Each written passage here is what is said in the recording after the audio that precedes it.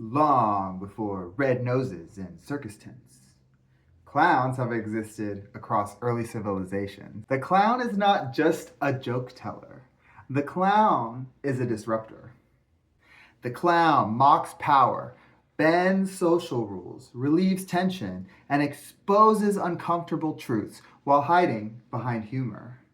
At its core, clowning reminds us that society itself is a performance. And here's the wild part. This archetype is ancient. Welcome back to Ancient Wisdom Wednesday. Ancient Wisdom Wednesdays is brought to you by me, Raymundo.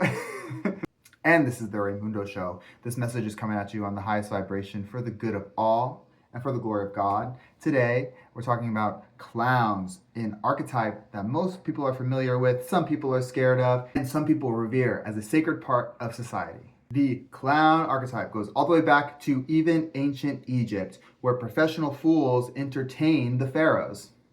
In ancient Greece, comedic performers wore exaggerated costumes and mocked serious characters. In ancient Rome, clowns appeared in mime performances, falling, fighting, and playing the fool. And from the very beginning, clowning was physical, exaggerated, and built on social reversal, turning seriousness upside down. And in some cultures, clowning goes even deeper into spiritual symbolism. Prehistoric clown figures didn't just entertain. They disrupted ritual. They behaved inappropriately on purpose. They broke rules to remind society that order is fragile. In a strange way, the clown was a pressure valve for reality itself. As societies evolved, so did the clown. In medieval Europe, we meet the court jester, a low-status figure with high access and interesting permissions. Jesters could mock kings, question authority, and say things no one else dared to say because they were just joking. That's one of the clown's oldest powers, truth delivered safely through humor. At the same time, clown-like roles appeared globally. In Chinese opera, for example, the Chou character used humor, exaggeration, and satire to comment on society. So this wasn't just a Western phenomenon. Clowning has been a universal language of disruption. In Renaissance Italy, clowning took a huge leap forward with commedia dell'arte. This was fast, physical, improvisational theater built around stock characters. Here we meet the Harlequin, a clever, chaotic, and acrobatic character. The Perrault, soft, emotional, melancholic. And the Zanni, mischievous servant tricksters with exaggerated noses. These Renaissance period clowns established a pattern that we still see today. And today there are two main types of clown energy: the chaotic rebel and the vulnerable innocent. You can think of these as Bugs Bunny versus sad, sad tears of a clown. As these concepts of clowns spread, they influenced British pantomime, where comedy became louder, faster, and more physical. And here we introduce a key clown figure, Joseph Grimaldi. In the early 1800s, he transformed the clown into the main attraction. He introduced bold face paint, exaggerated expressions, and high-energy physical chaos. Ow! So throughout the 1800s, the more recognizable clown types started to emerge. There was the white-faced clown, elegant, controlled. The august clown, messy, rule-breaking. And the tramp clown, Slut. who is emotional and down on his luck. During this era, the art of clown, which still represented chaos, started to form a structure. In the early 19th century, traveling circuses also took clowning worldwide. This is when clowns started to become renowned entertainers, storytellers, and connectors between other acts. And this is where the modern tradition of comic relief starts to become prevalent, as clowns translated the regal spectacle of film and stage into something more human. And here's a twist. Early clowning wasn't always kid-friendly. It was usually crude, satirical, and unsettling. So the birthday party clown that most Americans think of is a much later, softer version of something much more complex and sometimes sinister. As technology evolved, clowning, of course, adapted. Silent film stars like Charlie Chaplin and Buster Keaton carried clown energy onto the big screen. They primarily used physical humor, vulnerability, repetition, and timing to create comic relief. But these silent film clowns were also often sad, representing the everyman who's struggling through modern life.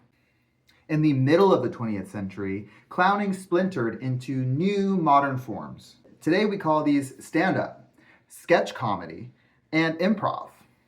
All of these comedic art forms rest on the bones of original clowning.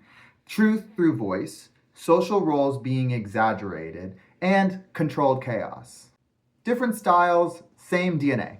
Also in the middle of the 20th century, clowns' masks started to feel off or a little uncanny.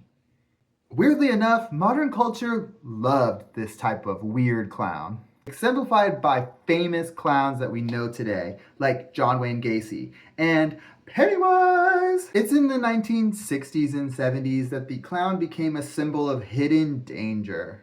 And it didn't come from nowhere. The clown has always lived at this edge between joy and fear, order and chaos. It's just at this time when we started to notice. And in this modern day and age, there is no form of clown more prolific than the drag performer. Drag queens are not simply clowns, but they do share deep cultural roots and significance. Both art forms use exaggeration, costume, satire, and stage performance to challenge social norms. Modern drag culture, popularized by figures such as the queen herself, RuPaul, draw from theater, nightlife, and queer culture. But philosophically, they still align with traditional clown in one key way. They reveal identity itself as a performance. Where the clown says society is absurd, drag says gender is absurd and completely staged. Same insight, different aesthetic. Or not that different. The modern clown is everywhere and nowhere. Clowns still exist in memes, internet humor, performance art, and anti-comedy. The clown doesn't always wear makeup anymore. Sometimes it's a stand-up comic. Sometimes it's a chaotic streamer or a DJ. But the clown archetype is always someone deliberately breaking expectations. The form of clown changes, but the function stays the same. And the strangest appearance of clowns of all has been popularized by 1970s philosopher and psychedelic expert Terence McKenna, who wrote about his psychedelic experiences using the drug DMT and reported encountering beings called machine elves. These strange beings were... He described these strange beings as playful, mischievous, shape-shifting, and hyper-expressive. They don't act like humans. They act like performers, like cosmic jesters of the subconscious mind. Of course, scientifically, these experiences are understood as only subjective psychedelic experiences of the mind, but symbolically, they do mirror modern versions of the same ancient archetype.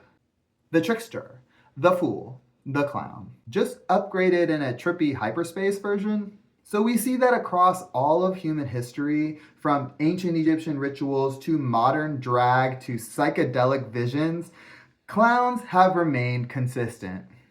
The clown lives at the edge of reality. He creates a borderline between order and chaos, between truth and illusion, and between performance and identity. We've always had the clown, but we always reinvent it.